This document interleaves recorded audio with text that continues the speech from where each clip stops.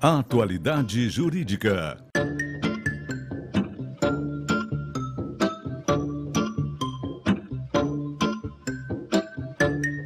Com Odilon Garcia Júnior e Ivone Garcia.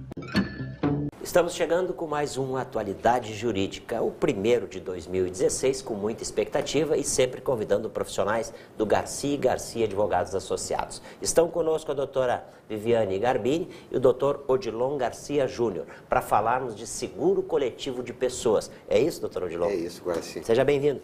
Obrigado, né? E renovando aí um feliz ano para todos.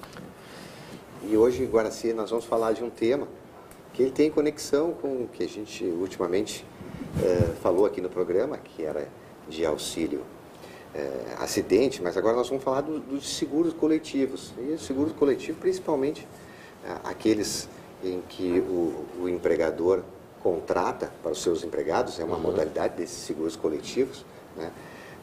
A importância tem conexão porque a seguradora, num evento desses, de um empregado, ela é chamada, então, a cobrir esse sinistro.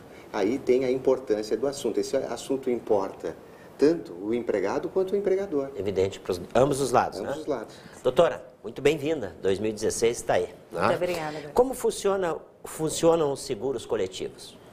Bem, seguros coletivos, normalmente os segurados aderem à apólice, que é contratada por um estipulante. O estipulante, ele é uma empresa, uma fundação, uma associação.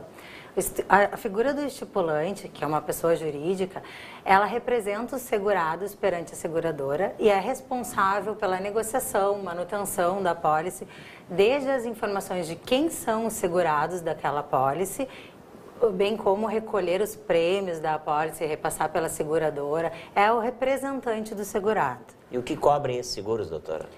Os seguros coletivos existem em diversas espécies, tá? Agora sim, mas especificamente aqueles decorrentes de relação de emprego, os mais comuns são o seguro de vida em grupo e o seguro de acidentes pessoais coletivo. Esses seguros são contratados pelas empresas para dar uma maior garantia aos seus empregados. Então, existem coberturas por morte, invalidez, despesas médicas, existem várias coberturas. E esse seguro é obrigatório para as empresas, doutor? Bem, isso depende muito da atividade dessa empresa, porque muitos sindicatos, no momento dos acordos coletivos, eles determinam que conste na convenção coletiva a obrigatoriedade de contratação do seguro para aqueles empregados de determinada classe.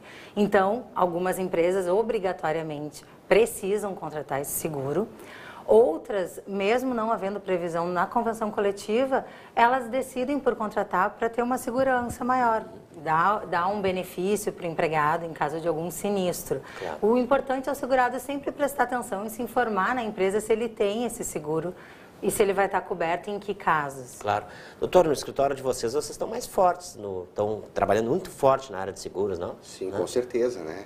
E até esse exemplo que a doutora Viviana está comentando aqui, o nosso próprio escritório é preocupado com isso e nós temos o nosso seguro coletivo para todos. Claro. A importância que isso tem para nós, né? Não Sim. adianta vender uma ideia de trabalhar em prol, por exemplo, dessas questões de seguro e não ter o exemplo em casa. Né? Então é muito importante que todos estejam cobertos. Doutora, a apólice só cobre acidente de trabalho? Agora, sim, pode haver o seguro, como no caso o de acidentes pessoais coletivos, que só cobre acidente, mas isso não significa que é só o acidente decorrente de trabalho. Na maioria dos casos é acidente de qualquer natureza, tá? Então, o segurado não necessariamente precisa passar por um acidente dentro da empresa para ter o direito a essa indenização securitária, embora o contrato tenha sido pactuado por meio da relação de emprego, tá?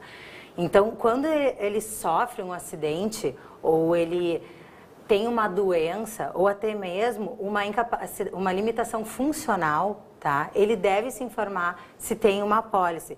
Esses seguros coletivos, eles também prevê, isso tudo vai depender do contrato, né? Mas eles prevêem também doença, invalidez e morte, né? Coberturas de invalidez e morte por doença, despesas médicas, auxílio funeral, tem diversas coberturas. Tudo vai depender do que a empresa pactuou com a seguradora.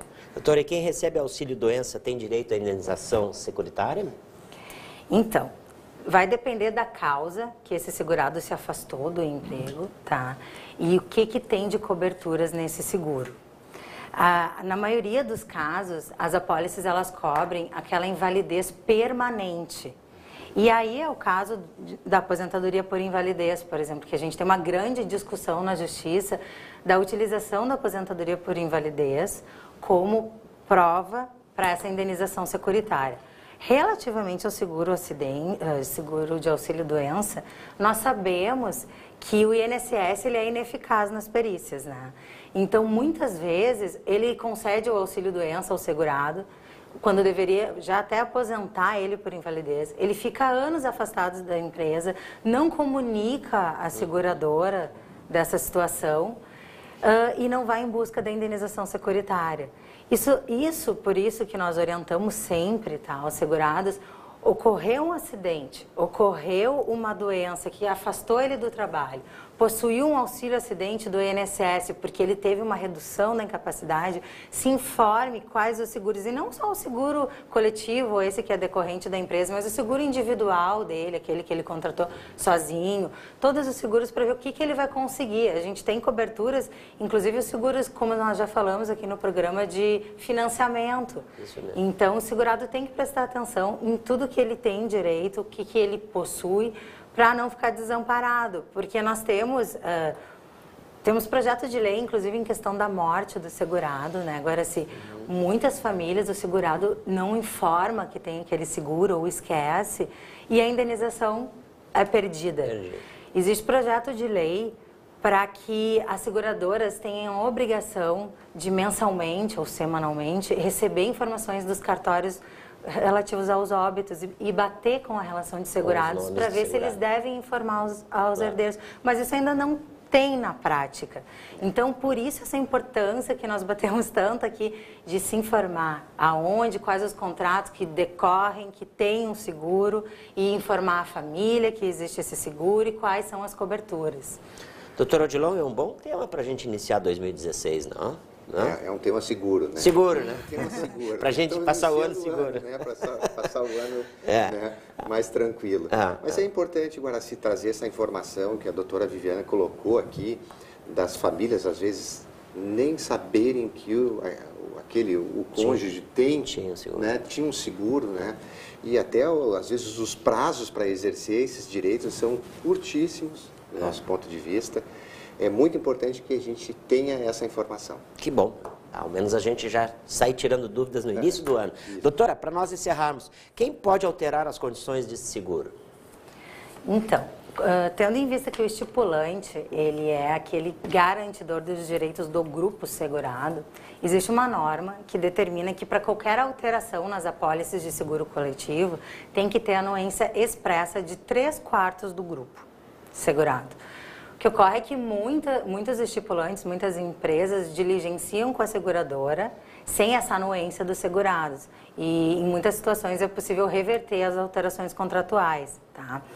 Também a gente vê e tem que esclarecer que a seguradora tem direito de reavaliar as condições da apólice quando está ocorrendo um desequilíbrio atuarial, que é o caso de muitos sinistros na apólice, o valor do prêmio está defasado e não cobre as garantias que existem. Ela tem direito de revisar, sim, o seguro, aí, claro, sem alterações abusivas, né, que possa possibilitar esse grupo segurado de mais ou menos manter com aqueles direitos reservados, tá? O que pode também, e é importante salientar, quando há uma fusão de empresas seguradoras ou uma sucessão, uma compra a outra, enfim, as apólices vigentes dos seguros coletivos e dos individuais também, elas têm que ser mantidas nos mesmos termos. Então, a gente vê muitas vezes a compra de uma seguradora pela outra, né? se tem que manter o direito do consumidor, porque ele não pode ser prejudicado por uma relação comercial. Claro, se comprar, compra com os problemas juntos. Exatamente, exatamente. Bom, doutor Odilon, acho que nós entramos o ano de pé direito, né? Falando de um bom tema que é o seguro coletivo de pessoas, e tenho certeza que em 2016 nós vamos abordar belíssimos temas aí, Com né? certeza, agora sim. Vamos tirar muita dúvida do telespectador.